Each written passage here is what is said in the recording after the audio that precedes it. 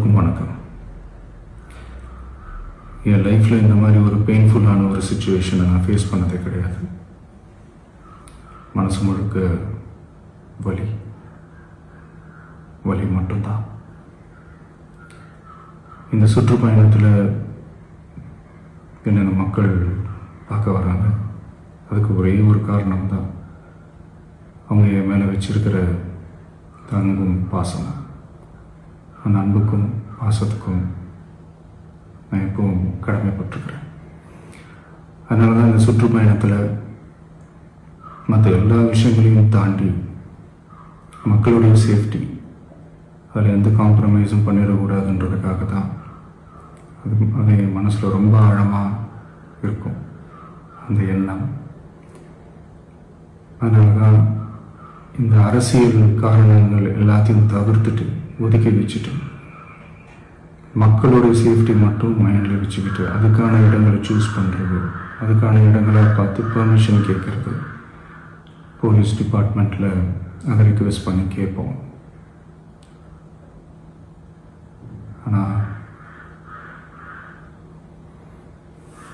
நடக்கக்கூடாதது நடந்துருச்சு. நானும் மனுஷன் தானே. அந்த நேரத்தில் அத்தனை பேர் பாதிக்கப்பட்டு இருக்கும்போது எப்படி அந்த ஊரை விட்டுட்டு என்னால் கிளம்பி வர முடியும்?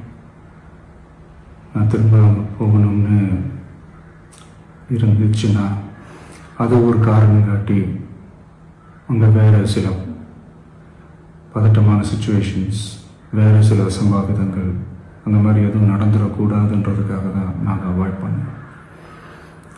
இந்த நேரத்தில் சொந்தங்களை இழந்து தவிக்கிற அத்தனை குடும்பங்களுக்கும் என்னுடைய ஆழ்ந்த இரங்கலை தெரிவிச்சுக்கிறேன். எனக்கு தெரியும், என்ன சொன்னாலும் இது ஈடையாகாதுன்னு எனக்கு தெரியும். ஹாஸ்பிட்டலில் ட்ரீட் பண்ணிகிட்ருக்கிற எல்லாருமே சீக்கிரமாக க்யூர் ஆகி வரணுன்றதை இந்த நேரத்தில் நான் வேண்டிக்கிறேன். கூடிய சீக்கிரமே உங்கள் எல்லாரையும் நான் சந்திக்கிறேன். இந்த நேரத்தில் எங்களுடைய வலிகளை, எங்களுடைய நிலைமையை புரிஞ்சுக்கிட்டு எங்களுக்காக பேசின அரசியல் கட்சிகளை சார்ந்த நண்பர்கள், தலைவர்கள் அனைவருக்கும் என்னுடைய நன்றியை தெரிவிச்சுக்கிறேன். கிட்டத்தட்ட ஒரு 5 மாவட்டத்துக்கு பிரச்சாரத்துக்கு போனோம். இந்த மாதிரி எதுவுமே நடக்கல. ஆனால் கரூரில் மட்டும் ஏன் எப்படி நடக்குது, எப்படி நடக்குது? மக்களுக்கு எல்லா உண்மையும் தெரியும். மக்கள் எல்லாத்தையும் பார்த்துக்கிட்டு இருக்கிறாங்க. கரூரை சேர்ந்த அந்த மக்கள் அந்த உண்மையெல்லாம் வெளியில் சொல்லும்போது எனக்கு கடவுளே நேரில் வந்து இறங்கி அந்த உண்மைகள்லாம் சொல்கிற மாதிரி எனக்கு தோணுச்சு. சீக்கிரமே எல்லா உண்மைகளும் வெளியில் வரும்.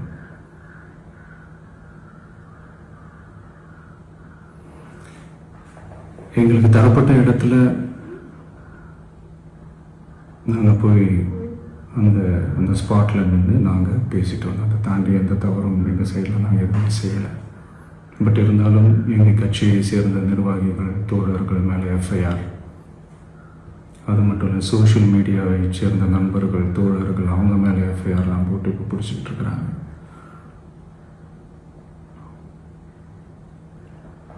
சிஎம் சார், உங்களுக்கு ஏதாவது இந்த பழி வாங்கணும் அப்படின்ற எண்ணம் ஏதாவது இருந்துச்சுன்னா என்ன வேணாலும் பண்ணுங்க. அவங்க மேலே கை வைக்காதீங்க. நான் ஒன்று வீட்டில் இருப்பேன், இல்லை நான் ஆஃபீஸில் இருப்பேன். என்ன வேணாலும் செய்யுங்க. நண்பர்களே, தோழர்களே,